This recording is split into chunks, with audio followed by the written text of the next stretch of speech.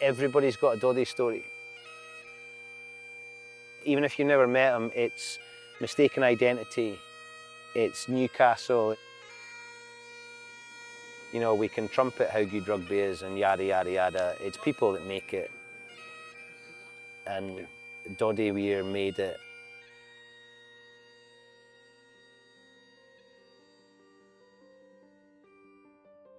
So we're here in Edinburgh today to tell the story behind the coffee Doddie's blend.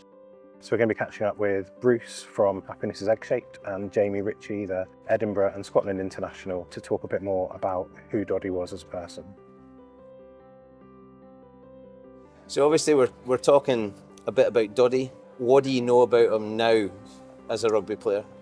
He punched above his weight. I knew that I think he was 13 stone in his first cap, and he was, what, 6'10" or whatever it was. So I can just imagine how skinny he must have been. I think you hear more stories about him off the field and how big a character he was. Like, we've all seen the famous clip on the Lions tour when it's the mistaken identity clip. And I think it's just moments like that that probably spring to mind when you talk about his character. He was just a special, special human being, and I think the biggest kind of testament to him would be how he took that horrible, horrible diagnosis and made it something that he could give back to the world, which is what we're seeing now with all the developments in treatment and how much money's been raised for motor neuron disease. And I think Doddie was the real catalyst for it.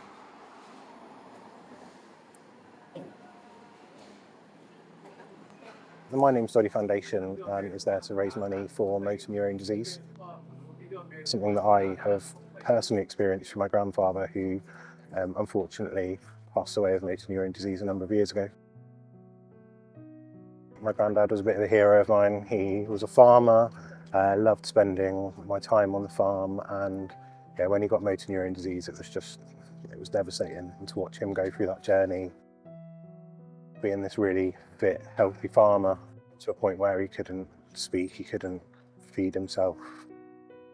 It was just awful. Having watched that and experienced someone that I love and care about go through that, my heart goes out to the other families that are having to watch their loved ones go through it as well.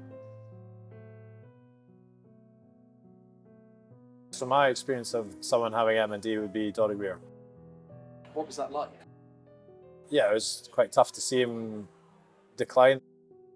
The biggest thing with me, I'd always go and shake his hand whenever I saw him, and I think one of the first things for Doddie to go was his fingers. So you could kind of almost feel a difference in his handshake.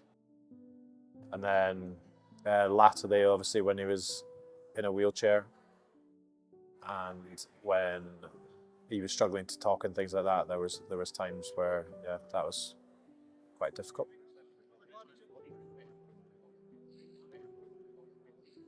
MND, you know, there's cure.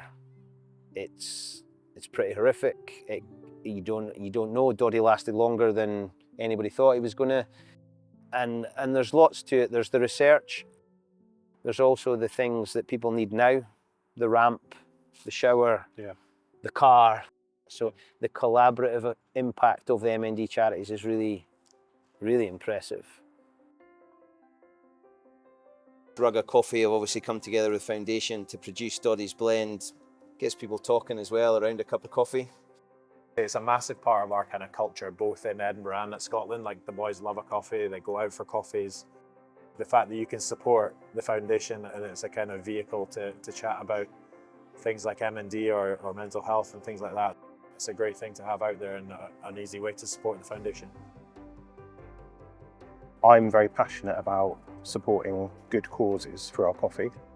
It's really clear that this does make a difference, but also really clear just how loved Doddie is. Every time we've mentioned his name, people's faces light up. Everybody knows Doddie, has got a memory of Doddie. Why wouldn't you want to get involved with a cause like that?